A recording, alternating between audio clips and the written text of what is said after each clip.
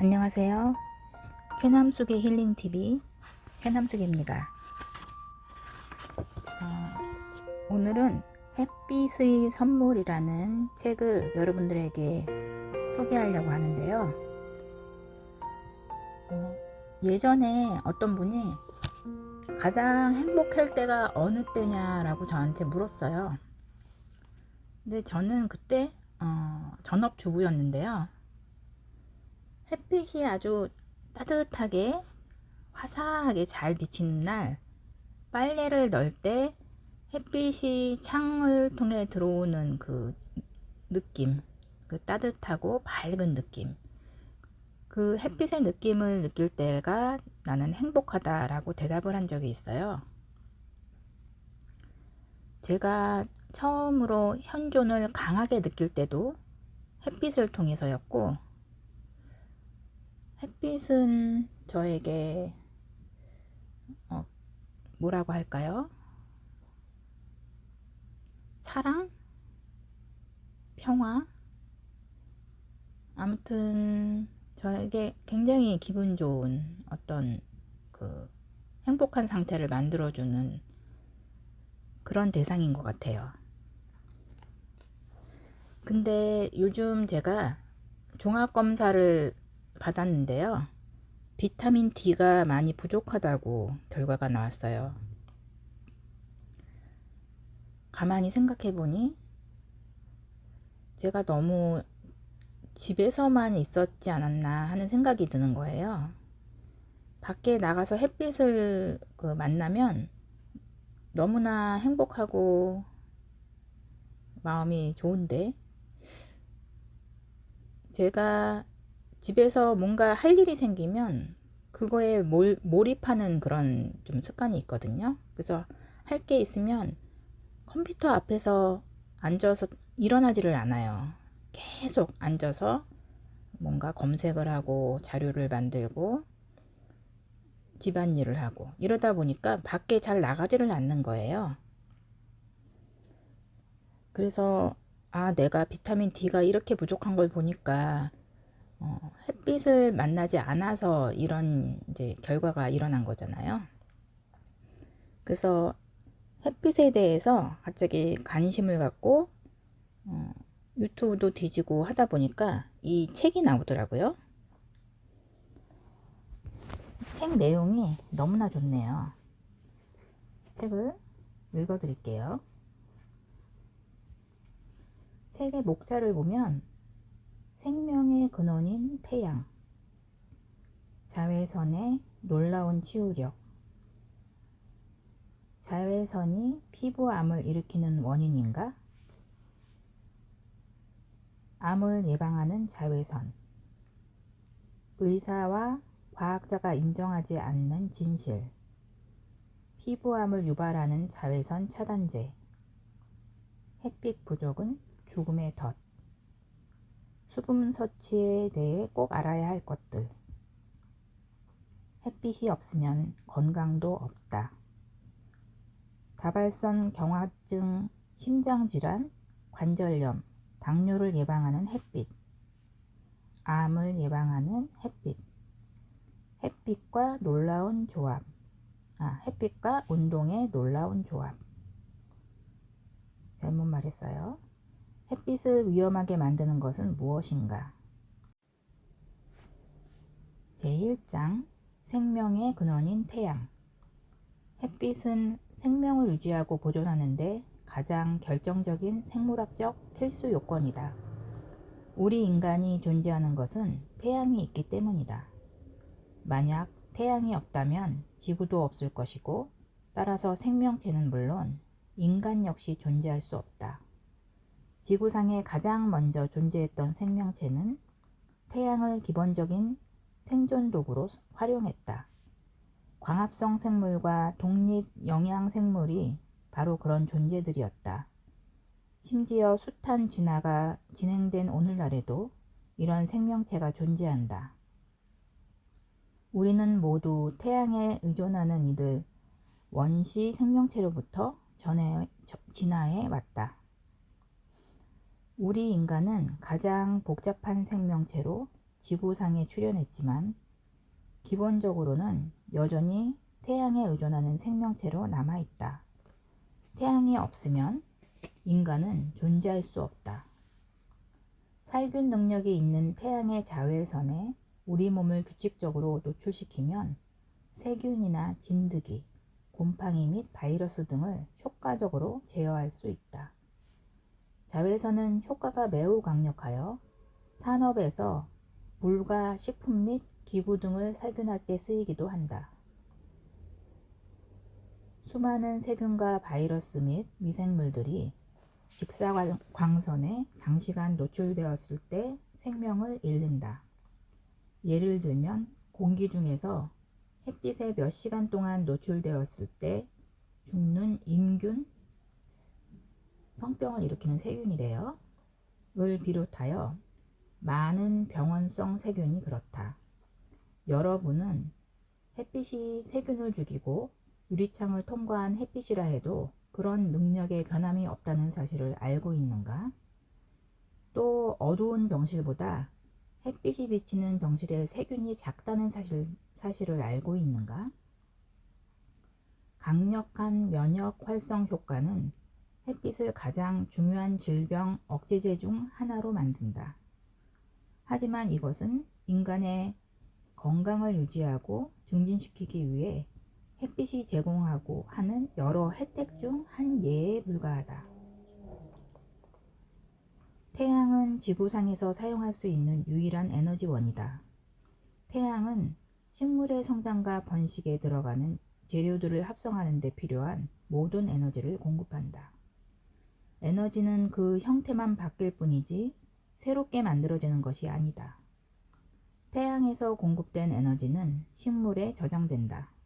우리는 이런 식물들을 섭취하면서 그 안에 저장된 에너지도 함께 섭취한다. 그때 이 에너지가 우리 몸 안에서 똑같은 양의 형태가 다른 에너지로 변환된다. 태양 에너지는 식물에 의해 탄수화물, 단백질, 그리고 지방의 형태로 변환되어 저장된다. 식물성 식품을 섭취하면 우리가 활동하고 건강한 삶을 유지하는 데 필요한 에너지를 공급받는다.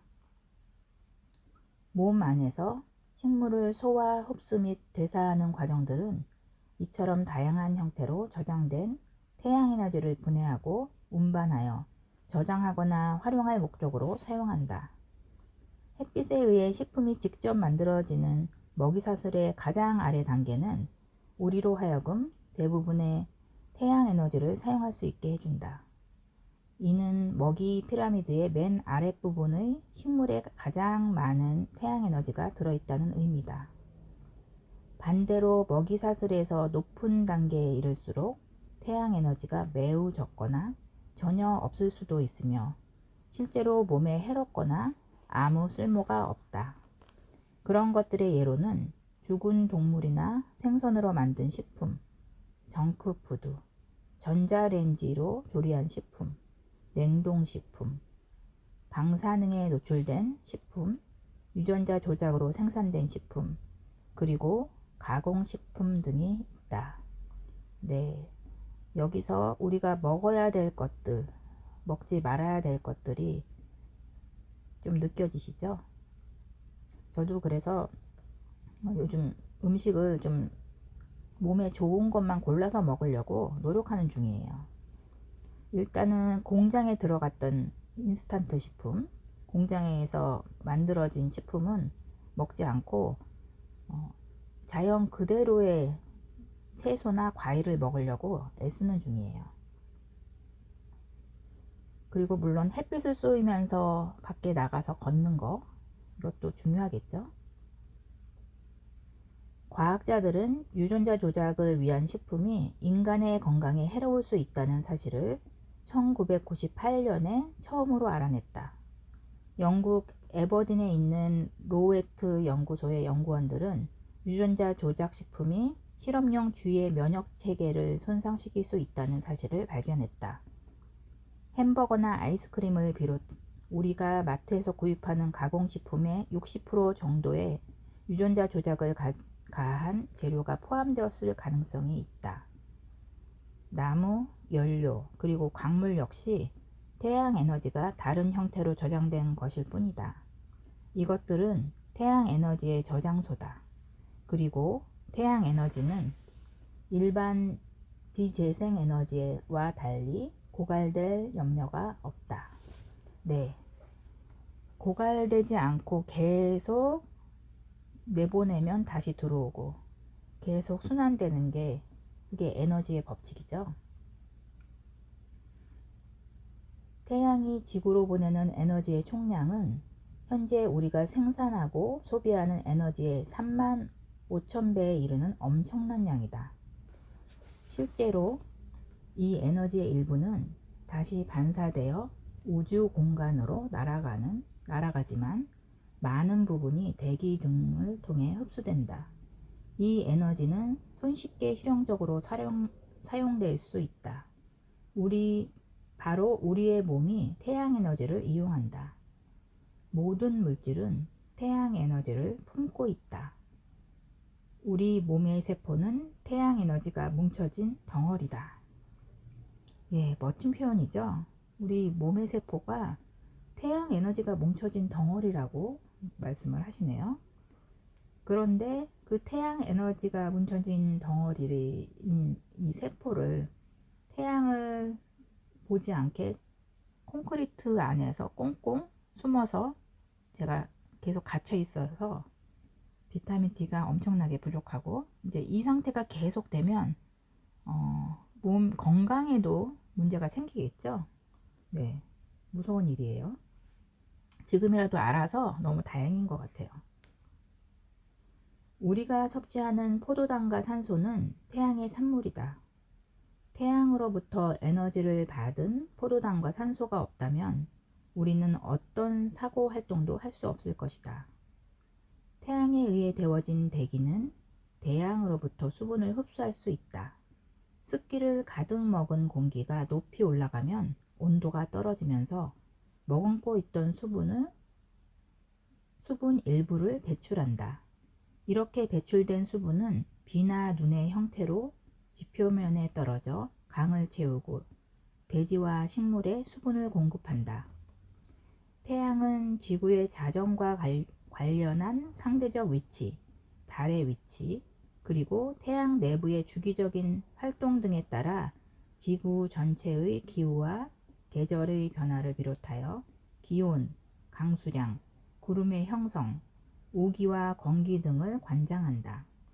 지구는 인간만 살아가는 행성이 아니라 태양은 식물, 동물, 곤충 및 미생물 등 지구상에 존재하는 모든 종의 성장을 돕는데 특히 미생물이 없었다면 지구상의 어떤 생명체도 살아있지 못할 것이다.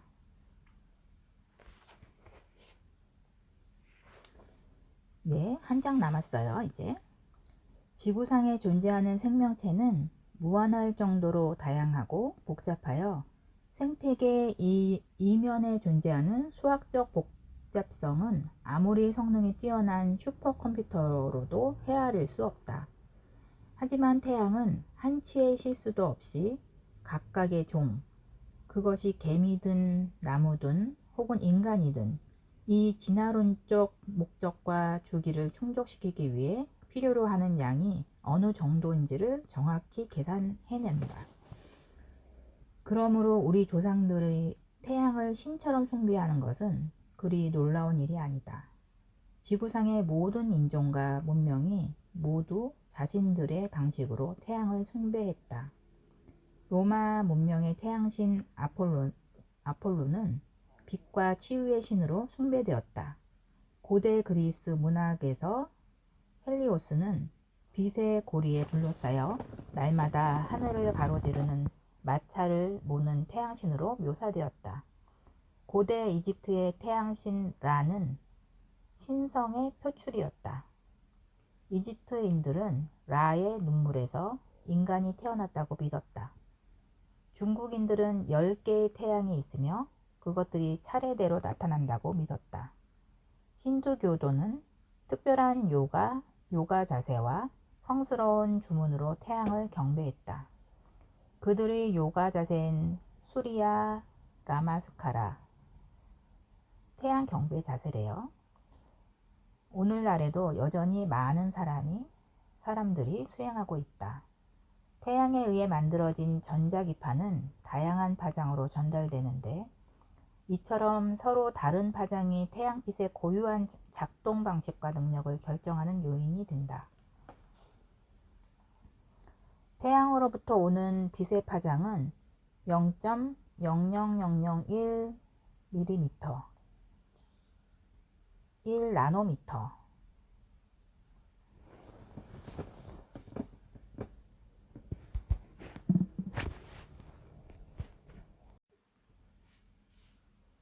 태양으로부터 오는 빛의 파장은 0.00001나노미터, 우주선에서 약 4990km의 전자기파까지 다양하다. 햇빛에는 우주선, 감마선, X선, 여러 종류의 자외선 7가지 색으로 이루어진 가시광선, 스펙트럼, 단파 적외선, 라디오파, 그리고 전자파 등이 있다. 이들 에너지 파동의 대부분이 지구를 둘러싸고 있는 다양한 대기층에서 흡수되거나 사용된다. 태양으로부터 나오는 전자기파 스펙트럼 중에서 아주 작은 부분만 지구 표면까지 도달한다. 그리고 인간의 눈은 이 전자기파 스펙트럼 중에서 겨우 1%만 인지할 수 있다. 우리는 자외선이나 적외선을 눈으로 볼 수 없지만 그것들은 우리에게 매우 강력한 영향을 미친다. 실제로 자외선은 여러 광선 중에서 생물학적으로 가장 중요한 활동을 한다는 사실이 증명되었다. 자외선과 다른 모든 광선들은 지구상의 위치와 계절에 따라 그 강도가 크게 달라진다. 그 덕분에 지구에서 살아가는 모든 생명체는 성장과 진화에 필요한 변화의 주기를 일정하게 유지할 수 있다. 네, 여기까지가 1장인데요.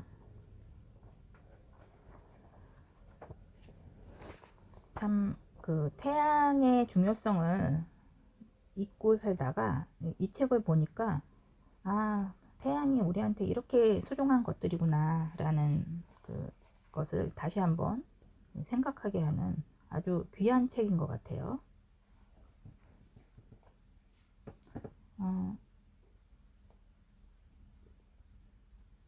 이 책에서 7장에는 햇빛 부족, 죽음의 덫이라는 그 제목으로 아주 강력하게 햇빛이 부족하면 우리가 죽음의 덫으로 들어갈 수 있다 라는 그런 내용이 어마무시하게 또 이렇게 나오고 있어요.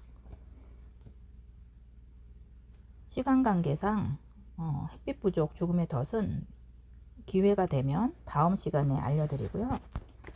여러분들 관심 있으신 분들은 이 책을 사서 좀 보시는 것도 좋을 것 같아요. 당뇨에서 암까지 최고의 치유 에너지, 햇빛의 선물이라는 그 제목이고요. 안드레아스 모리츠 지음, 정진근 옹김. 에디터인가요 이게? 에디터 출판사네요. 네, 저는 이제 오전에 좀 날씨가 흐리다가 이제 해가 조금씩 나오고 있어요. 그래서 밖에 햇빛과 친구하면서 나가서 한 바퀴 동네 공원 돌고 오려고 해요. 네, 여러분들도 시간이 되시면 직장을 다니시면 점심시간 후에라도 잠깐 그 야외에서 햇빛 보면서 좀 걸어보시는 건 어떨까요? 네, 지금까지 뇌과학자 힐러 최남숙이었습니다. 여러분 다음 시간에 봬요.